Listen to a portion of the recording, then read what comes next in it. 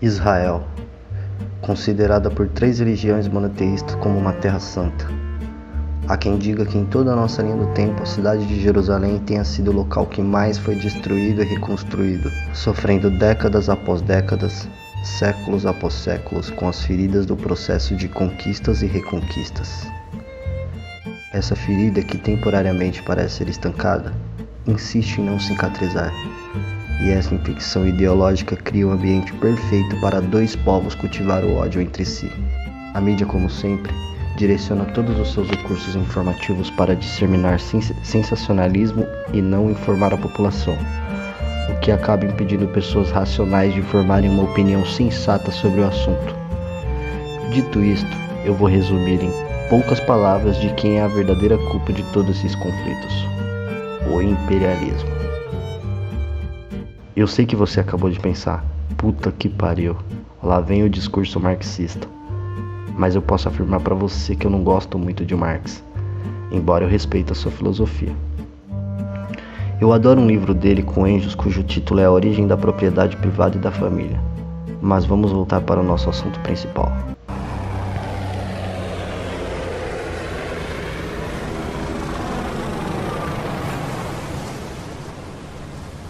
I'm John Perkins. I'm a U.S. citizen, born in the United States, raised in the United States. I'm a former economic hitman. We work very much like some of the hitmen for the mafia because we're looking for a favor later. And mafia people have done this and gangsters have done this for ages. We just do it on a very large level with governments, with countries, huge level. And we're much more professional. We do this in many ways, but perhaps the most common is that economic hitmen will identify a country that has resources our corporations covet, like oil. And then we arrange a huge loan to that country from the World Bank or one of its sister organizations.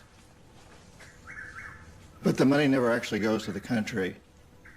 Instead, it goes to our own corporations to build big infrastructure projects in that country. Things that benefit a few very rich people in that country, as well as our own corporations, but don't help the majority of the people who are too poor. But these people, the poor people, are left holding a huge debt, and it's so huge that they can't possibly repay it. But in the process of trying to repay it, they create a situation where they can't afford to have good health programs or educational programs. So we economic hitmen go back in and we say, listen, you owe us a lot of money, you can't pay your debts, so give us a pound of flesh. Sell your oil real cheap to our oil companies, or vote with us on the next critical United Nations vote, or send troops in support of ours to someplace in the world, like Iraq. And in that way, we've really managed to create this empire. Antes de mais nada, vamos entender a relevância que o nosso país possui no contexto dos recentes eventos. Afinal, o Brasil vem presidindo o Conselho de Segurança da ONU em outubro. Segundo Vladimir Putin, a expansão do BRICS é uma manifestação da formação de um mundo multipolar, e o nosso país já escolheu um lado. No dia 11 de outubro de 2023, a general americana Laura Richardson citou a preocupação dos laços que o Brasil criou com o Irã. We've had several things. It's not just what the PRC is doing. You know, it's what Russia is doing in the hemisphere with the Minister of Foreign Affairs trip to the region in the spring, going to Cuba, Nicaragua, Venezuela, but then also to Brazil for meetings. The Iranian president coming to the hemisphere in June and visiting. Hezbollah activities obviously are a concern in the diaspora that's in Latin America. We had the Iranian warships that were making the global tour. They came into the hemisphere from the Pacific and tried to do port calls at numerous cities, and those were denied, and the frigate ended up doing a port call in Rio. We've had a Russian warship in the region and in the hemisphere. So we're seeing a trend up of hardware that is coming into the region as well from our strategic competitors. And again, it's very concerning because I think that the region is, with the insecurity and instability, that we can do better in this vulnerable time to to keep out strategic competitors that have malign intentions. Os Estados Unidos finalmente está sentindo a água batendo na bunda. E a sua hegemonia econômica não está sendo perdida de forma abrupta. É um processo gradual que está acontecendo há décadas. E acreditem, o país que mais prega liberdade não é tão ético e moral como parece. A general americana citou o Irã, e dando a minha opinião pessoal, eu não concordo com as políticas internas daquela nação. Mas com o que você vai ver a seguir, talvez você entenda por que eles se transformaram em uma nação tão hostil.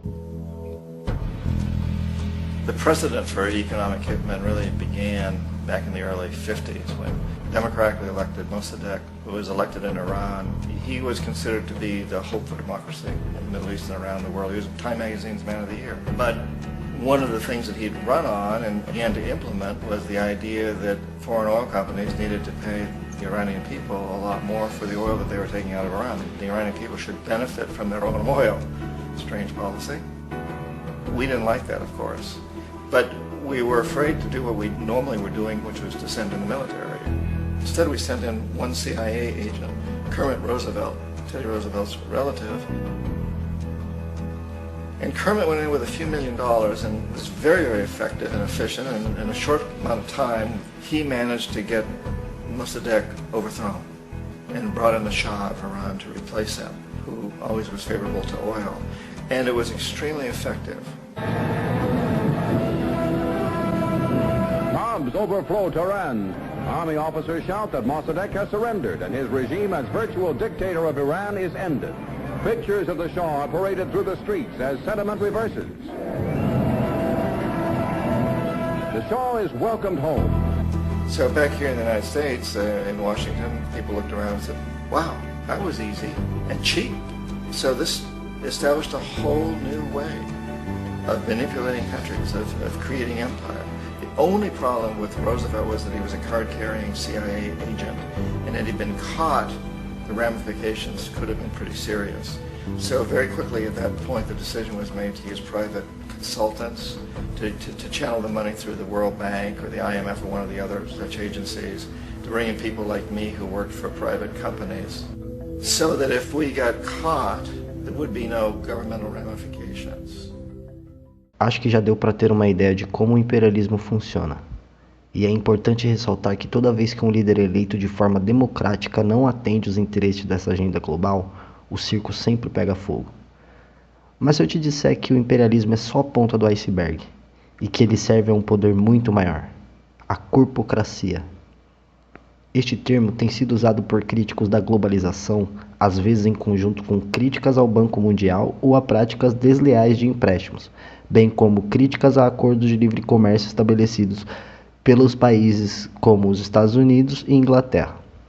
Em seu livro de 1956, O Poder da Elite, o sociólogo Charles Mills afirmou que, junto com o establishment militar e político, os líderes das maiores corporações formam uma elite do poder que controla os Estados Unidos. Eu acabei de usar o exemplo do Irã para denunciar essa condição. Quando Mohammad Mossadegh assumiu o cargo do primeiro-ministro do Irã, de 1951 a 1953, ele tratou de garantir a nacionalização da Anglo-Iranian Oil Company, então uma subsidiária da British Petroleum, que é conhecida como BP. A Grã-Bretanha respondeu a essa nacionalização com um embargo comercial ao Irã. Os Estados Unidos também apoiaram a Grã-Bretanha, e os dois países trabalharam juntos para derrubar Mossadegh. But for those of you who think that Israel is about creating a homeland for the Jewish people, you're as deceived as most of them are. It's partly about that, perhaps, but what it's really about is creating a surrogate fortress in the middle of the Middle East. The Israelis are being used as pawns. They're being used like old armies used to use sheep that ran before the armies. There are surrogates, and their leadership knows that. Most Israelis probably don't. They think they're creating a homeland. But it's a very, very sad situation of what's going on there. And of course, the Lebanese and the Palestinians are caught in the middle of this. And Iraq is part of that too. We have to remember that Middle Eastern oil is the oil that's used by a great deal of Europe and China and Japan. If we control Middle Eastern oil, we control our biggest potential competitors, Japan, China, Europe. So it's very important that we do that. So the world is a college of corporations, inexorably determined by the immutable bylaws of business.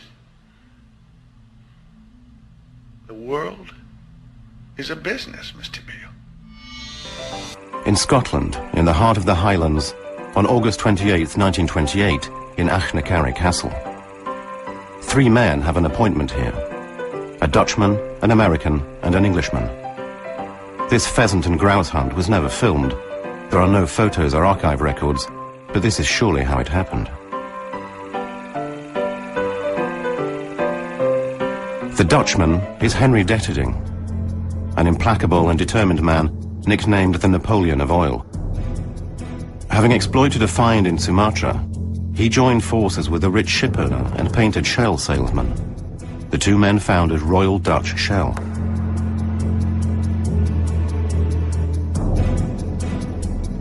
The American is Walter C. Teagle.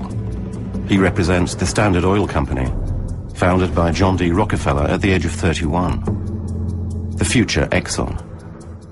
Wells, transport, refining and distribution, everything is controlled by Standard.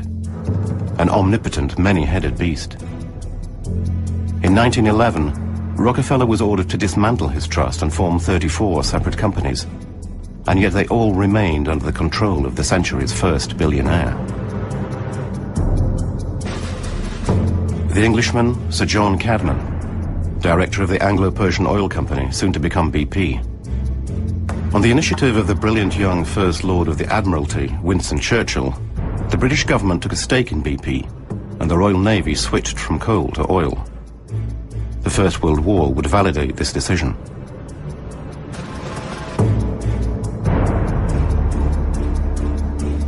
With fuel-hungry ships, planes and tanks, oil became the blood of every battle.